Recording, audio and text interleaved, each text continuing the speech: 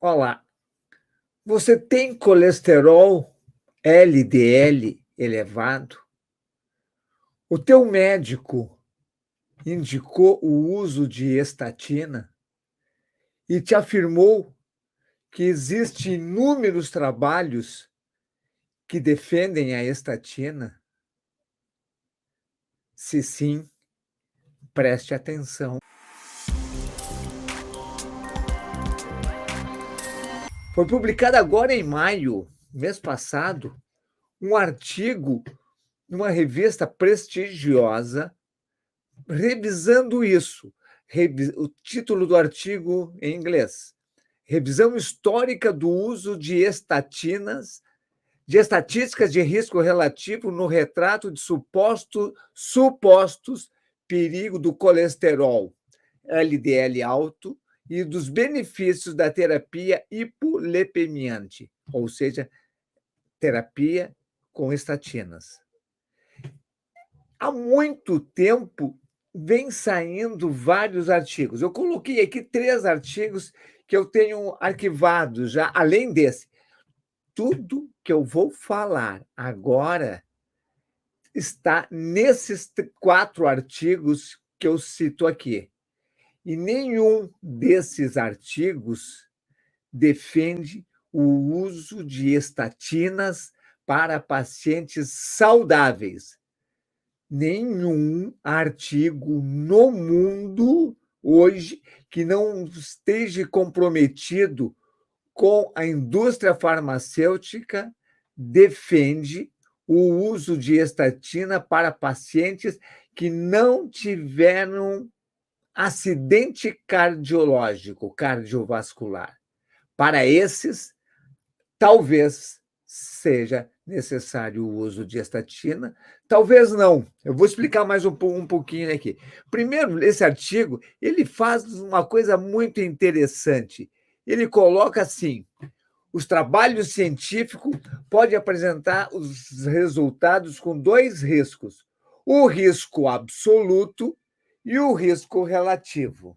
O risco absoluto significa o seguinte: se você tiver 2% de ataque cardíaco no grupo placebo e 1% no grupo que tomou a droga, a estatina, você teve um ganho de 1%.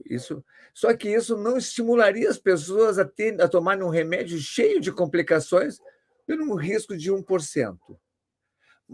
Então, o que fazem os médicos que recebem benefícios dos laboratórios, recebem investimento para fazer a pesquisa? Eles dizem que 1% que 1 é 50% de 2. Logo, houve uma redução de 50% no risco cardíaco. Assim que são publicados. Todos os trabalhos, a maioria dos trabalhos, usa o risco relativo e não falam do risco absoluto. E isso, para mesmo nós médicos que não somos ligados ao estudo profundo dos trabalhos científicos, nos confundimos disso. Então, só para deixar bem forte, se uma mortalidade de 80% ocorre no grupo placebo e 40% no grupo de tratamento, está lá no artigo, essa intervenção tem uma redução de mortalidade relativa de 50% e uma redução de mortalidade absoluta de 40%, que é muito importante isso.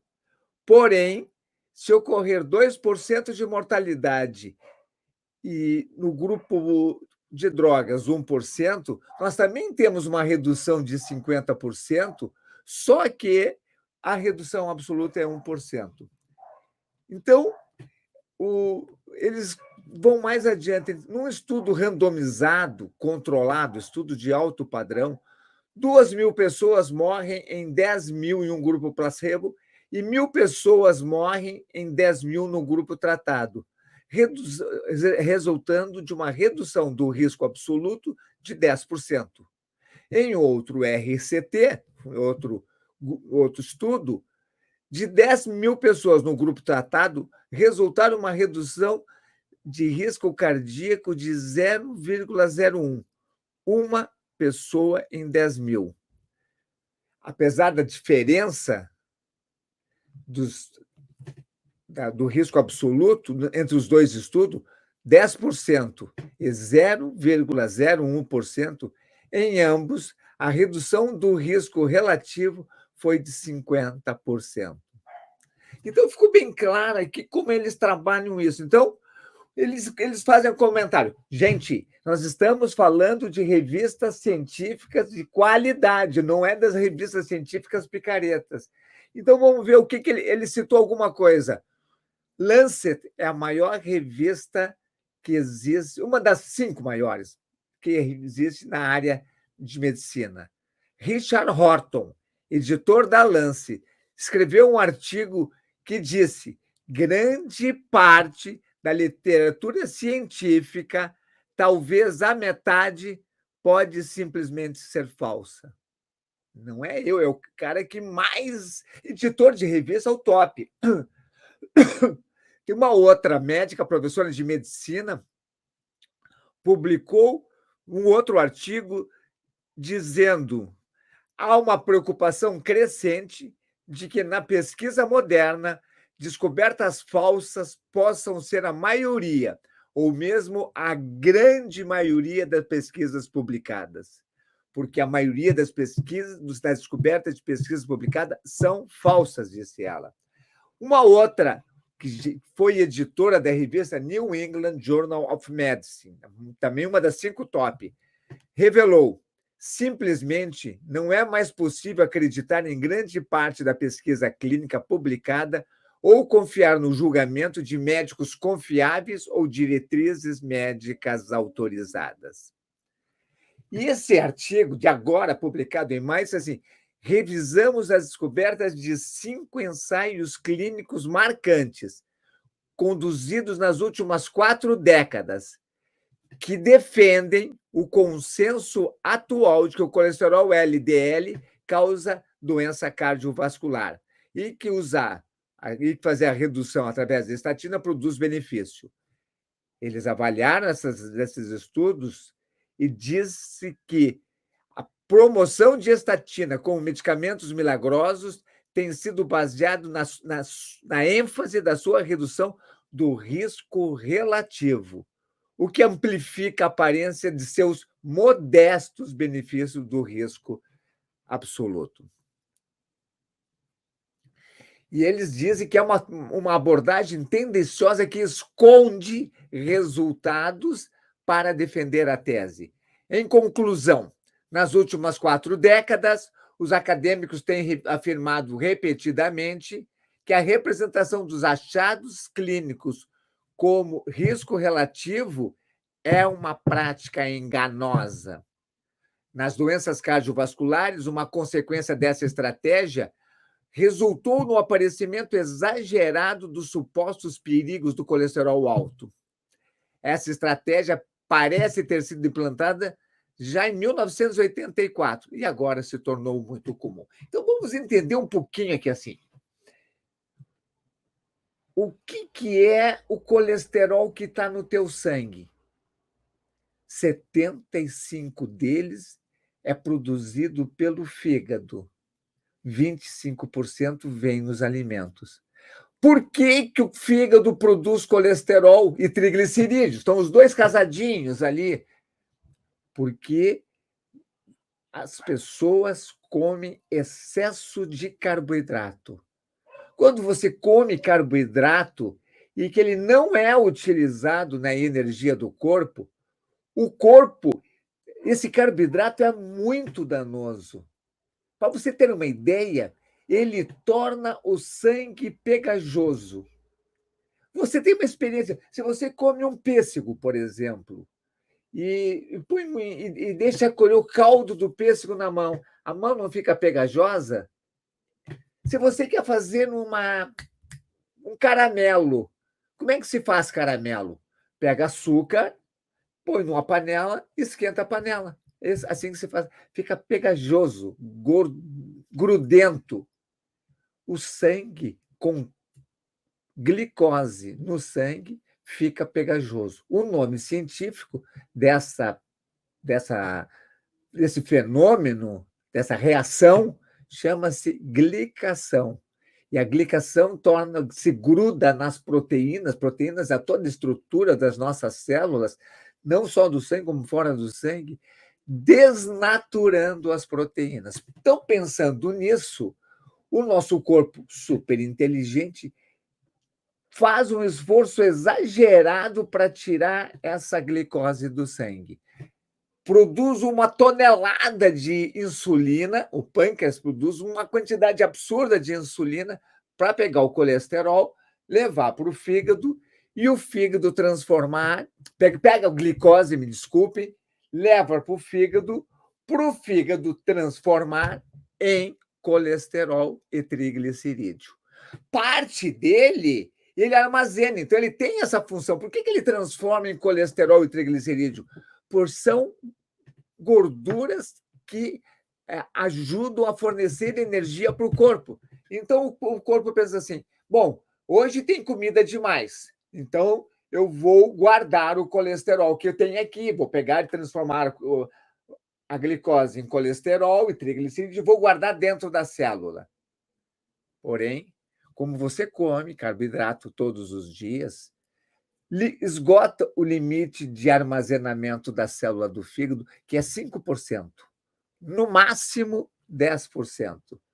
A partir daí, ele joga de volta, ele aumenta a armazenagem, esse aumento da armazenagem, 11%, 12%, 13%, e assim por diante, chama-se esteatose hepática, gordura no fígado. Mas parte ela joga para o sangue. E essa gordura vai para onde? Para a gordura visceral. Lá para as artérias, lá para o coração. E vai formar parte das placas ateromatosas que podem produzir obstruções arteriais. Quando você come gordura demais, você comeu uma dúzia de ovos, é muita gordura. Aquele colesterol não passa pelo fígado. Não precisa, ele já é colesterol, ele já é gordura, já tem triglicerídeos ali, já é gordura saturada. Vai direto para os depósitos. Só que os depósitos da gordura da dieta, da gordura que você come, não vai, a maior parte não vai para a gordura visceral, vai para a gordura subcutânea. E essa gordura subcutânea não mata. O que mata é a gordura visceral. Então, tem vários outros. Agora me veio à memória um artigo, eu devia ter procurado para botar aqui. Tem um artigo que mostra assim: pessoas com colesterol alto. Um grupo tomou estatina, outro grupo não tomou nada. O grupo que tomou estatina teve menos mortes cardíacas. Então é muito bom. Sim, porém, teve mais mortes de todas as causas do que o grupo que não tomou estatina. Então, se teve um grupo teve 10% de morte cardíaca, estou inventando os números, não me lembro de cor. Se o grupo que não tomou estatina teve 10% de morte cardíaca e o grupo que tomou teve 5%, o grupo que não tomou também teve 10% de mortes de outras causas. E o grupo que tomou estatina teve 20%. Ou seja, teve mais mortes por tomar estatina do que o grupo que não tomou. E, além disso, gente, não é o colesterol LDL que causa o risco cardíaco. O que causa o risco cardíaco é o triglicerídeo alto e o HDL baixo. Então, anotem essa fórmula aqui para vocês. Triglicerídeo dividido por HDL tem que ser menor que 2. Então, se o triglicerídeo for 150 e o HDL for 50, 150 por 50 é 3. Alto risco cardíaco. Tem que ser menor que 2. Sabe o que eu tenho acompanhado as pessoas que aumentam a saúde? O triglicerídeo dividido por HDL é menor do que 1. Normalmente o triglicerídeo cai lá para 50, 60 e o HDL sobe para 80 e fica menor do que 1. Então, esse é o indicador clássico de risco cardíaco. Por falar nisso, tem aqui, diz o seguinte, um outro artigo que eu coloquei aqui. Um LDL, colesterol LDL, não causa doença cardiovascular. Uma revisão abrangente da literatura atual até 2018. E eles comentam: a ideia de que níveis elevados de colesterol no sangue são a principal causa de doença cardiovascular é impossível. Não é o Ronald que está dizendo, eu nem sei, não faço esse estudo, pesquisa científica, eu faço estudos. É impossível porque as pessoas com níveis baixos tornam-se tão ateroscleróticas quanto pessoas com níveis elevados e seu risco de... Pessoas que baixam colesterol, o risco de sofrer doença cardiovascular é igual às que têm alto ou maior. A hipótese do colesterol foi mantida viva por décadas por revisores que usaram estatísticas enganosas, excluíram os resultados de testes mal-sucedidos e ignoraram numerosas observações contraditórias. Um outro artigo. Tudo isso eu coloquei lá para você ver detalhes dele. 3 décadas de revisão produziram resultados inconsistentes e contraditórios. Nossa abordagem, centrada no colesterol LDL, para a prevenção de doenças cardiovasculares, pode ter nos distraído da investigação de outros mecanismos fisiopatológicos e tratamentos. Por último, olha, prestem bem atenção, se não é o que eu venho dizendo aqui há vários anos na internet. Por último, não devemos ignorar os benefícios de um estilo de vida saudável, alimentação com baixo carboidrato, exercícios, controle do estresse, meditação, suplemento, estilo de vida saudável. Embora mudar o estilo de vida de nossos pacientes seja mais difícil do que prescrever uma pílula. Sim, aí entra a preguicite do médico que não estudou, que não faz a revisão desses artigos e prescreve estatina. 30 segundos. Se insistir para o paciente adotar um estilo de vida saudável, como eu faço nas minhas consultas, é 45 minutos. É muita coisa, é dedicação de muita coisa. Tem outro artigo interessantíssimo esse. Colesterol baixo é prejudicial para o cérebro. O cérebro precisa de colesterol elevado. Outro artigo, o colesterol, ele trabalha... Deixa eu ver aqui. Revisão histórica... Não, esse aqui eu já falei. Tá. O colesterol ele é importante para a membrana celular. Todas as células têm uma membrana, um núcleo, um citoplasma, onde tem várias organelas. A membrana é feita de gordura. A gordura é o colesterol. Então, você precisa ter colesterol na membrana. Quando diminui o colesterol, a tua membrana fica frágil. E se fica frágil, a célula pode morrer. Porque a membrana é mais importante que o núcleo ou qualquer outra organela. O colesterol é importante para os teus hormônios. Se você está avançando na idade e está diminuindo os hormônios, é importante que você tenha gordura no sangue.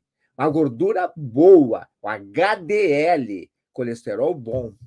Então, meus amigos, estão muito claro de que o processo... Os artigos científicos, os médicos que dizem que os artigos científicos defendem o uso da estatina não estão atualizados. E eles estão seguindo, porque é importante você entender que quem financia as pesquisas nas universidades? A maior parte são as indústrias farmacêuticas. Quando tem um artigo feito por uma universidade que não recebeu donativo, esse artigo tem uma eficiência melhor.